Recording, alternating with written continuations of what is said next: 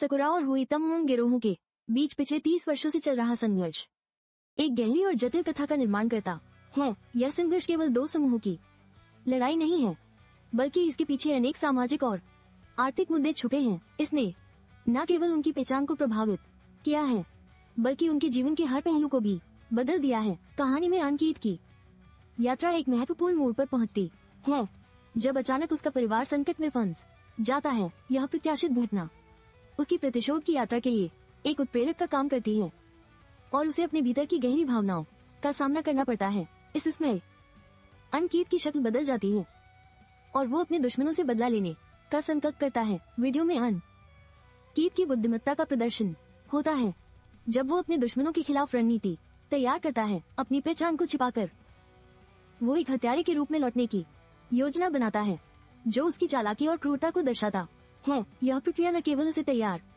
करती है, बल्कि उसे अपने उद्देश्य के प्रति और भी दृढ़ बना देती है।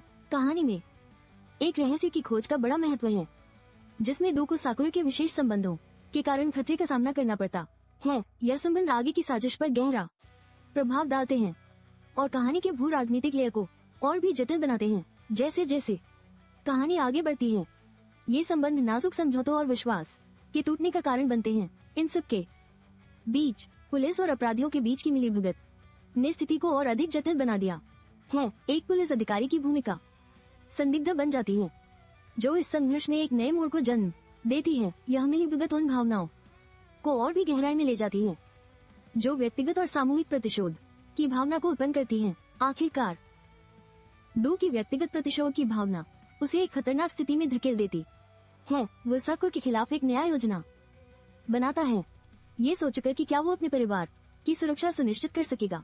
यह एक ऐसा मोड़ है जो न केवल उसके लिए बल्कि पूरे संगठन के लिए महत्वपूर्ण है। संघर्ष और प्रतिशोध की यह जटिलता केवल दो तक सीमित नहीं है। संगठनों के बीच बढ़ती हिंसा ने कई जीवन को प्रभावित किया है। प्रतिशोध की भावना ने दोनों पक्षों के सदस्यों को और अधिक उग्र बना दिया है, जिससे एक अंतहीन चक्र का निर्माण होता है। एक प्रमुख पात्र जो पूरी तरह से भावना में भटक गया है, अपने ही साथियों का खून करता है।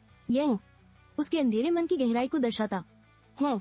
जब उसने बचे हुए लोगों को खत्म करने का निर्णय लिया, यह उसके भीतर की बगावत और हिंसा का परिचायक है, जो आगे की घटनाओं को और अधिक दिलचस्प बनाता है। ड्रैकुला के अधीनस्थों की गतिविधियों पर गहन नजर रखी जा रही है। FBI की निगरानी में होने के बावजूद वे खतरनाक कदम उठाने से पीछे नहीं हटते हैं। यह स्थिति उनके साहस और क्षमता को दर्शाती है, जो इस कहानी में एक नई दिशा बनाती है। कहानी में मुख्य पात्र लेयर के खिलाफ दुश्मनों की साजिशें और उनकी प्रतिक्रिया को अच्छे से दर्शाया गया है। यह संघर्ष उनके बीच की जटिलता को उजागर करता है, जिसमें विश्वास और धोखे का खेल चल रहा है। जैसे जैसे ये खेल बढ़ता है, मनोवैज्ञानिक खेल और भी गहरा हो जाता है। वीडियो में दिखाया गया है कि कैसे परिवार की सुरक्षा के लिए एक पिता अपने बच्चों को बचाने का प्रयास करता है। यह एक भावनात्मक और गहन क्षण है, जो केवल उसके व्यक्तिगत संघर्ष को ही नहीं, बल्कि एक समाज के भीतर चल रही जटिलताओं